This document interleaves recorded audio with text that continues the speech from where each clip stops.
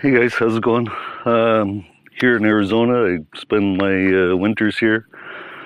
I'm gonna do a little experiment today with the Jackery battery and solar panels. My rad battery is down to 2 bars, so I'm gonna plug it in once this gets to 100%. I think I'm almost there.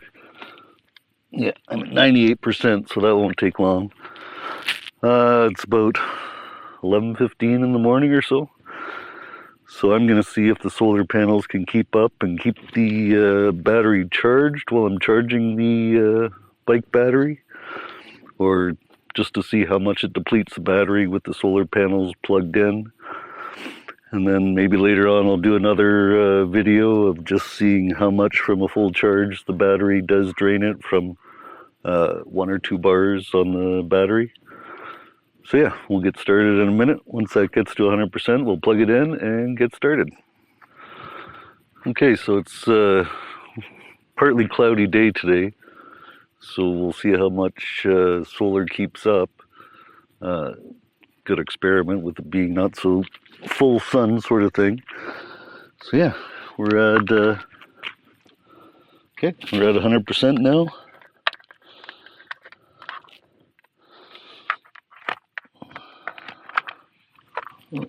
Plug the battery in.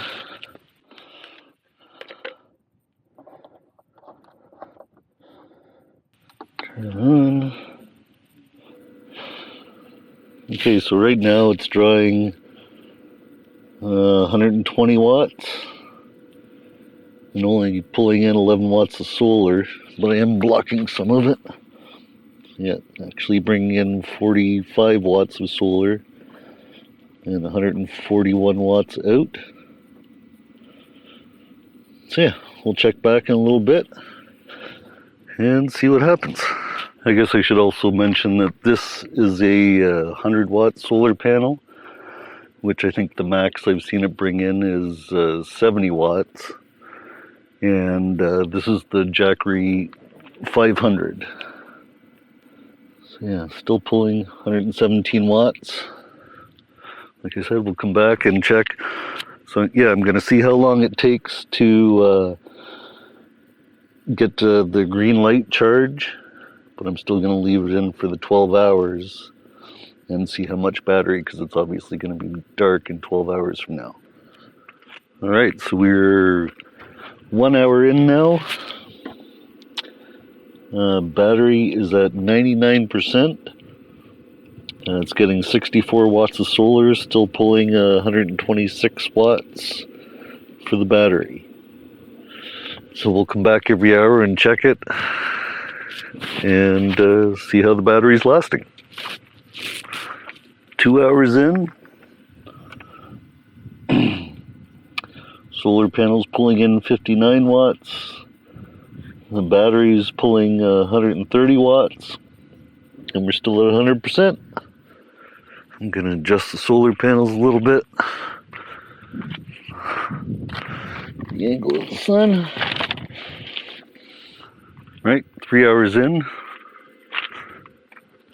And still at 100%. Solar panels are getting 64 watts. And the battery is 127 watts. So we're still doing great in the sunlight here. Adjust the solar panels again.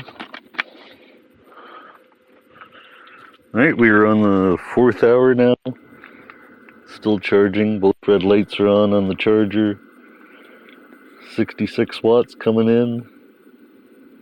85 watts going to the battery, so it must be getting close. So I'm not going to keep doing this every hour, but I will come back and tell you how long it took for the battery green light to come on. But I'm still going to leave it on for the full 12 hours to balance the batteries in the rad battery. And obviously it'll be dark by then, so I'll let you know what the battery percentage is at later on. Alright, we were at 5 hours in. I just came out and checked, and the green light is on the charger. So the battery is fully charged. This just has to balance out now. So it's only pulling 10 watts to the battery right now, and only getting 5 watts from solar, but I'm still at 100%, which is awesome. And it's gotten pretty overcast, so I'm probably not going to get much, if any, solar at all now. So we'll see at 11 o'clock what the battery percentage is at, and we'll see then. All right, it's 11:30 at night. 94%. Still says it's pulling 5 watts, but that's it for 12 hours. All right, so to summarize, I think that's great having the Jackery battery. I do have lithium batteries in my van, but to have the inverter on for a full 12 hours would basically drain my batteries, and I'd have to run the engine to charge the batteries back up again. So having that extra power source is a real advantage, I think. I use a lot for my laptop and so on when I'm inside, so I don't have to have the inverter on, because just having the inverter on in the van draws power. So most of my stuff is 12 volts, and I plug it into just my USB ports and so on. In these areas in Arizona, you can stay here for up to 14 days at a time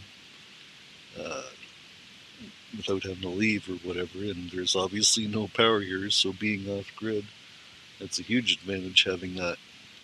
As well, if anything does go wrong with the van or the inverter or the power inside the van, at least you have that extra power source to run a few things while you're getting to a repair shop or whatever.